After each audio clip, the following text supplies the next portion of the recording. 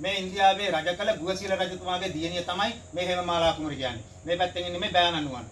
දඹදිව කාලිංග දේශයේ යුද්ධ කළා කිස්තු වර්ෂ 3 කිස්තු වර්ෂ 31 කාලය තුලදී බුදුරජාණන් වහන්සේගේ වම් පැත්තේ වම් හත්යේ දන්ත ධාතුන් වහන්සේ තමයි කොණ්ඩේ සංගෝගන මේ දන්ත කුමරුත් එක්ක රුවල් නවක නැගලා මේ ශ්‍රී ලංකාවට මේ දන්ත ධාතුන් වහන්සේ රැගෙන එන්නේ. මේ අතරතුරේදී මේ හේමමාලා කුමරිට සෑහෙන කරදර වලට මුහුණ පාන්න වෙන මුහුදේදී මේ දන්ත ධාතුන් වහන්සේ ගිමන් අරින්න ඕන නිසා මේ රුවල් නව නවත්තලා මේක කොණ්ඩෙන් අරගෙන මේක වැලිකොඩක සංගවනවා. වැලිකොඩක සංගෙව්වත් ඒක නාග ලෝකෙන් නයි 84000ක් ඇවිල්ලා මේක සොරාගෙන මේක නාග ලෝකෙට ගෙනියනවා. නාග ලෝකෙට ගෙනිච්චත් එතනට රහතන් වහන්සේ කෙනෙක් එරදි බලෙන් පැමිණලා බුදුරජාණන් වහන්සේගේ දන්ත ධාතුන් වහන්සේ බේරලා ආයෙත් මේ හේමමාලා කුමරිට දෙනවා. දුන්නාට පස්සේ ආයෙත් හේමමාලා කුමරි කොණ්ඩේ සංගෝගන මේ දන්ත කුමරුත් එක්ක ආයිරුවල් නවක නැගලා ආයි ශ්‍රී ලංකාවට මේ දන්ත ධාතුන් වහන්සේ රැගෙන එනවා. ඒ රැගෙන එනකොටත් ඒ රුවල් නවත් ඔය මහ මුහුදේදී සුළු කුණාටුවකට අසු වෙලා මේක තඹ විට නම් වෙළඳවරායක් තිබිලා තියෙන්නේ. ඒ වෙළඳවරායට ගසාගෙන එනවා.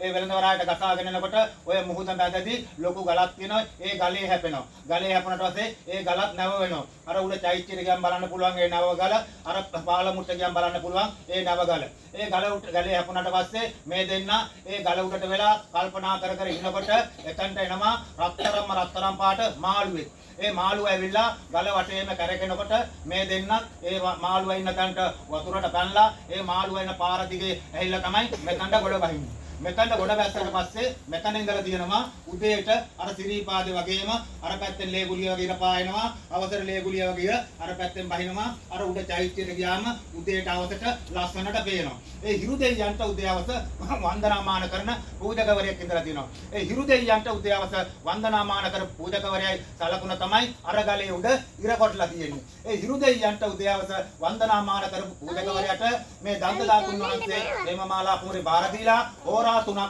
මෙතන තැන්පත් කරන් ඉඳලා පාසාන පබ්බත විහාරයට ගෙනලා සතියක් තැන්පත් කරන් ඉඳලා දේවගම්මිය රජ මහා විහාරයට ගෙනලා උරක්කංගලයේ සංගෝල තිබිලා උලපනේට වඩම්මලා සපුගහේ සංගෝල තිබිලා අනුරාධපුරයට වඩම්මලා අනුරාධපුරයේදී චිත්තිර මෙවන් රජතුමාට මේක බාර දීලා චිත්තිර මෙවන් රජතුමා තමයි සිරි දලදා මාලිගාවේ තැන්පත් කරලා තියෙන්නේ අපේ ලෞතුරා බුදුරජාණන් වහන්සේගේ දන්ත ධාතුන් වහන්සේ සාදුකාරයක් දෙන්න. ඉතින් නෝනාවරුනි මහත්වරුනි මෙහෙ සිංහල කියලා එකක් පවුලක්වත් නැහැ. මෙහෙ දානමාන කියලා කිසිම දෙයක් ලැබෙන්නේ නැහැ. මාත් මෙහෙනේ මාත් ඇඹිලි මිටි. මේවා පාලනය කරේ මුහුදු කොටි නායක සුසී කියන්නේ එයාගේ කඳ උරක් මේක.